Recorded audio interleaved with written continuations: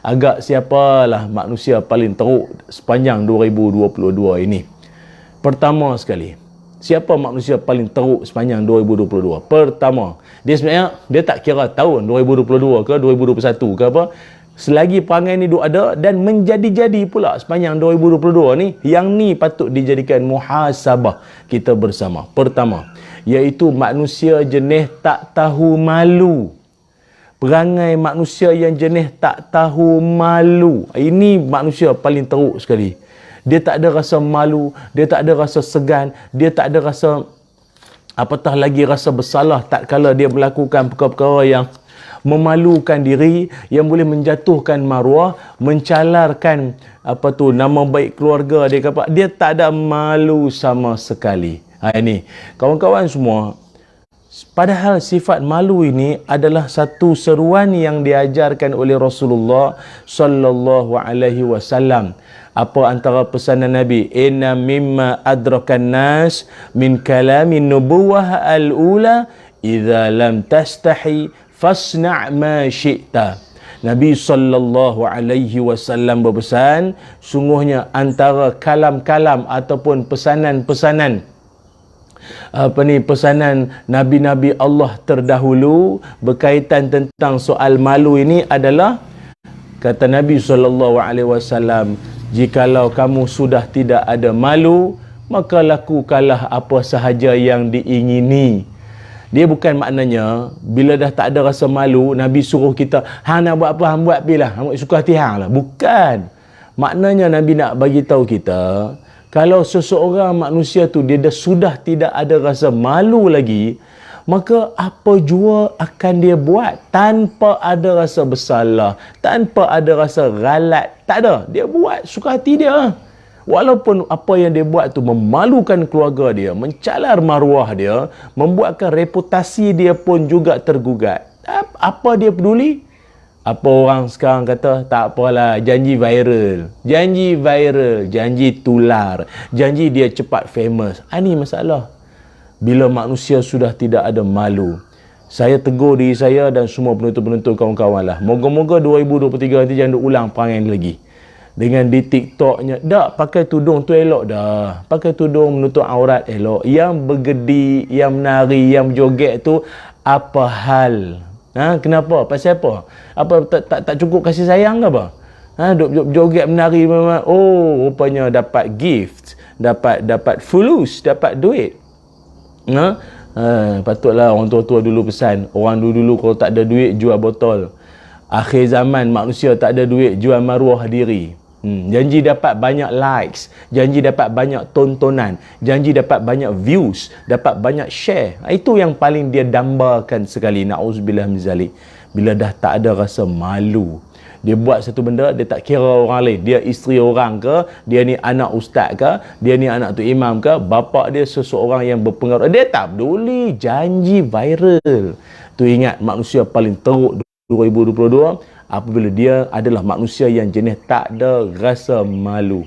Cuma kita dalam Islam ada sesetengah situasi maupun keadaan yang kita dalam agama sendiri diajarkan jangan ada malu. Dia malu ni memang seruan dalam agama supaya memang kena ada malu. Tapi ada setengah keadaan jangan malu. Jangan duk malu pula. Apa waktu bila pula kita disuruh supaya jangan malu? Iaitu ketika khususnya kita dalam menuntut ilmu. Seseorang yang menuntut ilmu, kalau dia ada rasa malu, macam mana dia nak menuntut ilmu atau dia nak meraih ilmu? Dia mesti dengan tak ada rasa malu. Sebab itu ada setengah situasi dalam kehidupan Rasulullah sallallahu alaihi wasallam dan para sahabat. Bila kita tengok, rupanya ada setengah keadaan yang kalau ikutkan malu. Tapi disebabkan oleh kerana ia adalah ilmu ataupun sesuatu yang berbentuk panduan untuk umat, maka jangan ada malu lagi dah. Contoh, Nabi Muhammad sallallahu alaihi wasallam, Nabi sendiri pernah ditanyakan. Nabi pernah ditanyakan tentang satu soalan yang mana riwayat daripada Sayyidatina Aisyah radhiyallahu anha. Seorang sahabat ditanya Nabi tentang soalan, dia kata kawan dia yang berjima' dengan isterinya, dan ketika dia nak orang panggil apa ya, nak menghabiskan pusingan dia tu, jadi dia mengeluarkan air maninya di luar, ataupun kita sebut sebagai azal. Azal ni maknanya menumpahkan sperma di luar vagina ketika ejakulasi. Tu dia ustaz. Canggih punya ayat macam tu lah, nak senang faham. Takut ada budak-budak bawah umur tak faham pula kan. Nabi faham lah. Jadi persoalan sahabat tersebut adalah, adakah dia perlu mandi? Adakah dia kena mandi? Dia macam ni, tuan-tuan. Soalan-soalan macam tu, kalau ikutkan segan tu, tanya pula langsung pada Nabi kan. Lalu orang kan kalau nak tanya soalan macam tu kan, dia macam dia kata si fulan bin si fulan lah. Dia malas nak, dia tak naklah sebut, dia malu kan. Jadi orang ni dia tanya langsung bagi pihak kawan dia tentang status macam mana keadaan ni, nak kena mandi wajib ke macam mana, sebab mengeluarkan air mani tu yang macam saya sebut tadi lah, dia luar vagina tadi ni, aduh, dia tak masuk dalam lah kan. Tengok, saya sendiri mula segan, tapi dah Nabi bagi panduan kita kan. Apa jawab Nabi SAW? Yang ketika itu Nabi dan di samping Nabi ada Aisyah. Aisyah pun kalau ikutkan segan dengan soalan macam tu, segan. Cerita yalah, orang dah kahwin ni kan, cerita itulah, jadi cerita suami isteri ni, tapi Nabi jawab. Ini Nabi nak bagi pada kita satu panduan bahawa ada setengah keadaan kau janganlah malu. Kau tidak sampai sudah nanti kau hidup dalam kesesatan, ataupun kau hidup tanpa panduan. Kau tak tahu benda yang betul yang mana, pencerahan tak ada. Lalu Nabi kata apa? Nabi kata, inni la fa'alu dhalika ana wa hadhihi summartasilu. Apa kata Nabi SAW? Aku dan wanita ini. Siapa wanita ini? Aisyah radhiyallahu anha. Kata Nabi, aku dan wanita ini lakukan perkara yang sama dan kami pun mandi.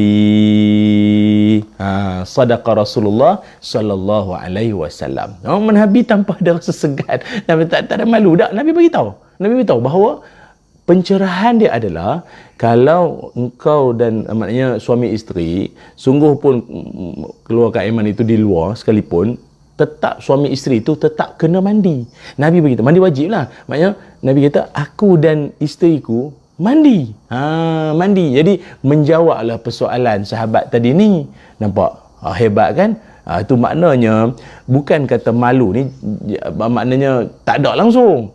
Kena ada rasa malu pada ketikanya. Ada ketikanya jangan ada malu, khusus dalam kita menuntut ilmu ataupun ketika kita nak menyatakan kebenaran. Ada orang kadang bila dia nak menyatakan kebenaran, dia malu, dia segan. Tak. Ada setengah keadaan kita tak boleh nak malu, kena nyatakan kebenaran tersebut. Supaya apa? Kalau tidak dinyatakan kebenaran tersebut, kan nanti kesesatan pula yang menimpa. Na'udzubillah min zalik. Boleh ya? Itulah yang saya nak kongsi. Itu yang pertama. Yang kedua, manusia teruk 2022 saya nak kongsi ni. Siapa dia? Iaitu manusia yang bila dia bercakap, bila dia mengeluarkan kata-katanya itu, yang seolah-olah berbaur pendapat yang seakan-akan dah macam fatwa pula. Memandai-mandai saja dia nak menghalal, nak mengharamkan satu-satu benda yang tak tahulah kok tak kena dengan jiwa dia apa. Senang-senang suka hati dia saja nak menghalal, nak mengharam dia. Padahal tak tahu mana rujukan dia ambil, kita pun tak tahu. Suka dia je nak ni halal, ini haram. Allah Subhanahu wa taala firmankan dalam Al-Quran. Kata Allah Taala, a'udzubillahi minasyaitonirrajim.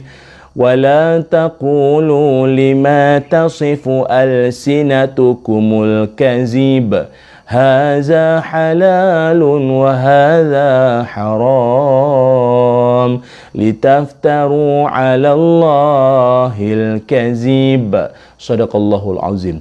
Allah Subhanahu wa taala berfirman, kata Allah Taala, dan jangan kamu menyebut dengan lidahmu secara bohong, tipu.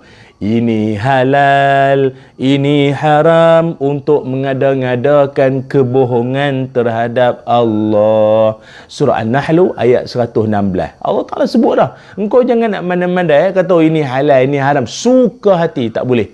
Hatta Rasulullah sallallahu alaihi wasallam, Nabi sendiri pun tak memandai-mandai apa yang terbit dan muncul daripada mulut, lidah, lisan Nabi sallallahu alaihi wasallam yang mulia itu adalah bukanlah daripada suka hati Nabi, tidak, melainkan wa ma yantiqu anil hawa in huwa illa wahyun yuha. Nabi tidak akan bercakap sesuatu mengikut hawa nafsunya, melainkan apa yang diungkapkan, yang disabdakan oleh Rasulullah SAW itu adalah wahyu daripada Allah Subhanahu Wa Taala.